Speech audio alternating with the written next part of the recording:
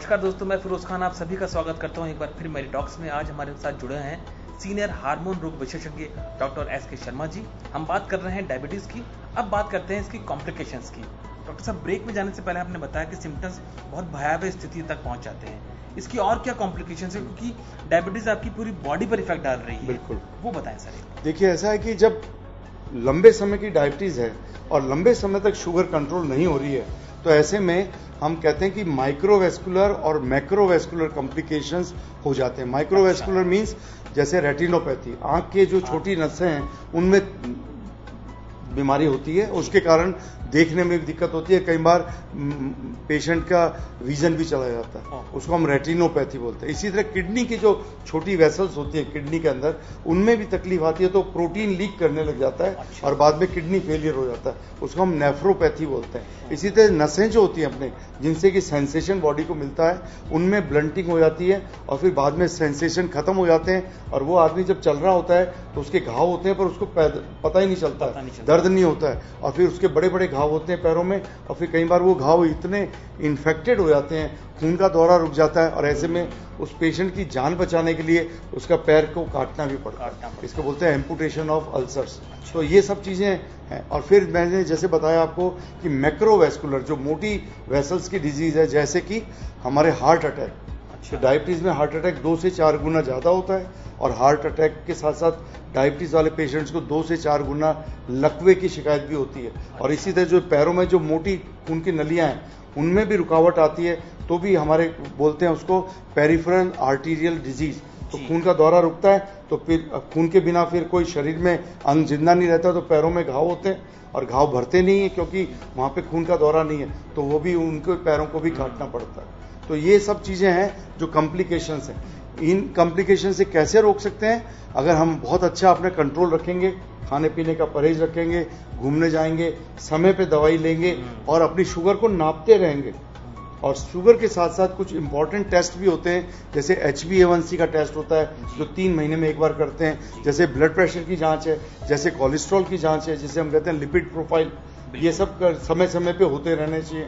अगर उसमें कोई खराबी है तो उसका भी इलाज शुरू हो जाता है। ब्लड प्रेशर बढ़ा हुआ है, उसकी भी दवाई साथ चलती है। हार्ट की डिजीज हो रही है, उसकी भी दवाई साथ चलती है। तो इन सब दवाइयों को लेकर के हम अपने आप को स्वस्थ रह सकते हैं और बहुत लंबे समय तक हम इन जटिलताओं से, इन कॉम्प्लिकेशन से अपने आप को बचा सकते हैं। पर शर्त यह है कि हमें जागरूक रहना है इस बीमारी के बारे में, बिल्कुल अलर्ट रह करके इसको कैजुअल नहीं रहना है कि हाँ ठीक है डायबिटीज है, क्या फर्क पड़ता है, एक दिन मिठाई खा ली तो क्या फर्क पड़ता है, सिगरेट पी ली तो क्या फर्क पड़ता है, घूमने नहीं गए तो क्या फर्क पड़ता है, 4 दिन दवाई नहीं ली। तो ये जो चीजें हैं, ये सब चीजें बड़ी खराब चीजें हैं। सर, अगर हम इसकी बीमारी की मेडिसिन की बात करें और इसके टेस्ट की बात करें, तो ऐसी क्या खास दवाइयां हैं या खास टेस्ट हैं जो मरीज ले सकता है, अपने आप को बचा सकता है, प्रिवेंट कर सकता है इस बीमारी से? देखिए 2 चीजें हैं। एक तो अगर बीमारी हो गई है तो बहुत अच्छा कंट्रोल करना है। कंट्रोल करने में खाने पीने का बदलाव, घूमने का, एक्सरसाइज का, फिर तीसरा दवाई का। दवाई हमारे पास अब 13 तरह की ग्रुप ऑफ ड्रग्स हैं।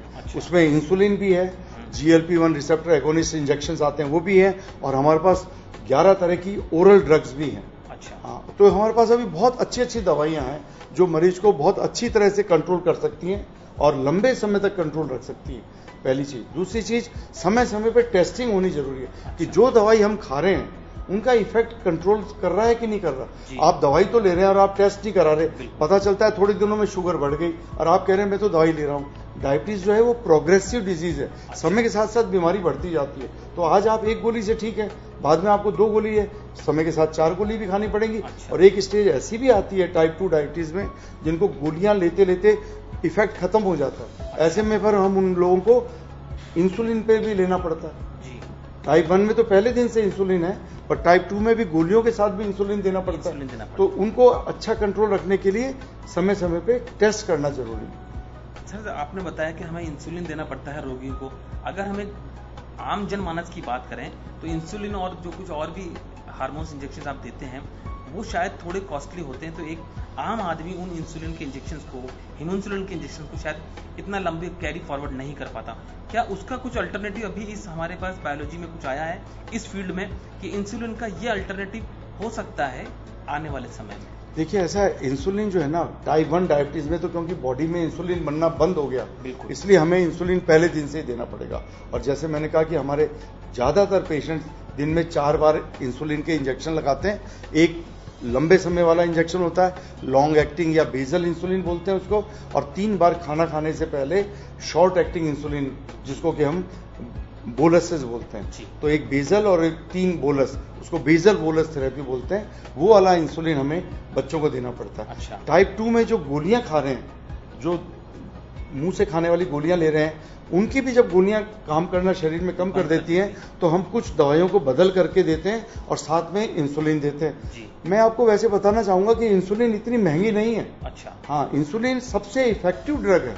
अच्छा। और कई तरह की इंसुलिन है। कुछ ह्यूमन इंसुलिन जो हैं वो इतनी महंगी नहीं है। अच्छा। सस्ती हैं और कई बार तो सरकारी अस्पतालों में फ्री में भी मिलती है। जी। और कुछ जो नई इंसुलिन आई है, जो थोड़ी सी क्वालिटी में बेटर है, वो थोड़ी महंगी इंसुलिन है। अच्छा। तो कई बार हमारे बहुत सारे पेशेंट तो उसको अफोर्ड कर लेते हैं, और जो गरीब पेशेंट है उसको अफोर्ड नहीं करते, तो उनको हम वो जो ह्यूमन इंसुलिन है या जो सरकारी अस्पतालों में मिलती है, वो इंसुलिन दे करके काम चला सकते हैं। और इंसुलिन कंपेरेटिवली जो नई दवाइयां ओरल ड्रग्स आई हैं, उनके मुकाबले में सस्ती दवाइयां। जी सर। हाँ, इसलिए ये जो एक भ्रांति है ना कि इंसुलिन महंगी है, ऐसा नहीं है।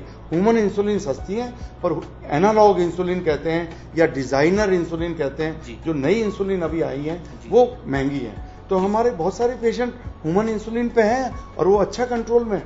ऐसा नहीं है कि हम सबको नई इंसुलिन ही देते। तो कई बार गोलियों के साथ में भी हम ह्यूमन इंसुलिन मिक्स करके और फिर उनको दे देते हैं।